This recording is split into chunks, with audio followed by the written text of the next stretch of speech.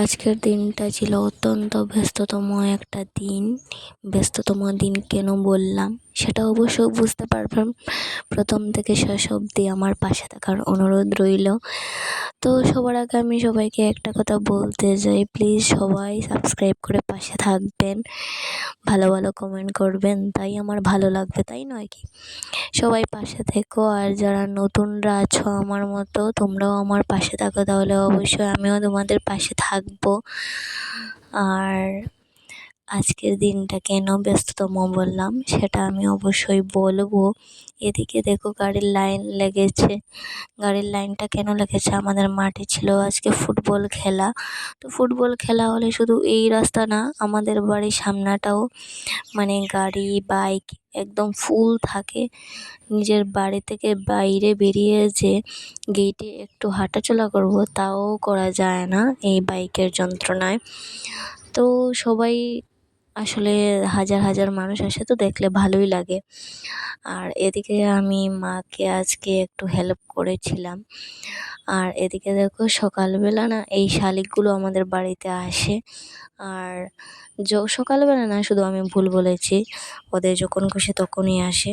আর এখন এত সাহস হয়েছে যে আমাদের পাশে হাঁটাচলা করে, তবুও ভয় পায় না। যাই হোক, ভয় না পাওয়াই ভালো। আর এদিকে দেখো আমার একটুও মুখে স্বাদ নেই জ্বরের জন্য। আর এদিকে দেখো বাবা বলেছিল যে একটু ওআরএস খেতে, তো আমি ওআরএস একটু জলের সাথে গুলে নিচ্ছিলাম। ভালো লাগে না আমার ওআরএস খেতে, তবুও মানে খেতে হয়। যখন শরীর অসুস্থ থাকে তখন সুস্থ হওয়ার জন্য কত কিছুই না করতে হয়। আর আমার যদি বেশি একটা জ্বর চলে আসে তখন আমি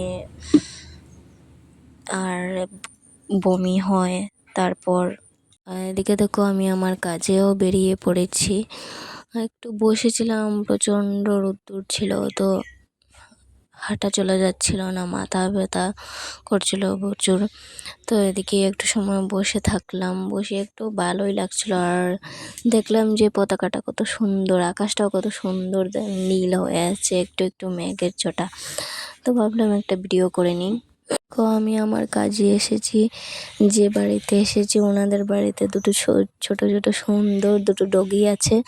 আমার এই ছোট হোয়াইট কালার ডগিটা আমার প্রচণ্ড ভালো লাগছিল, বাট ওটা আমার পাশে আসছিল না, হয়তো ভয় পাচ্ছিল। আর তারপর আমি চলে আসলাম হচ্ছে ব্লকে।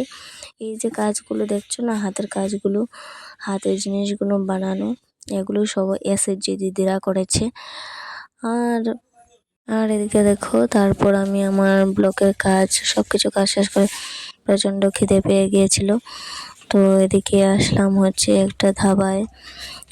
ধাবাটার নাম হচ্ছে রাজ ধাবা। এখানে এসে আমরা বিরিয়ানি অর্ডার করে নিলাম। দুজন ছিলাম আমরা। তো একা একা ভালো লাগে না কোনো ধাবায় গিয়ে খেতে, তো দুজনে মিলে খেয়ে নিলাম। খেয়ে তারপর বাড়ি চলে আসলাম।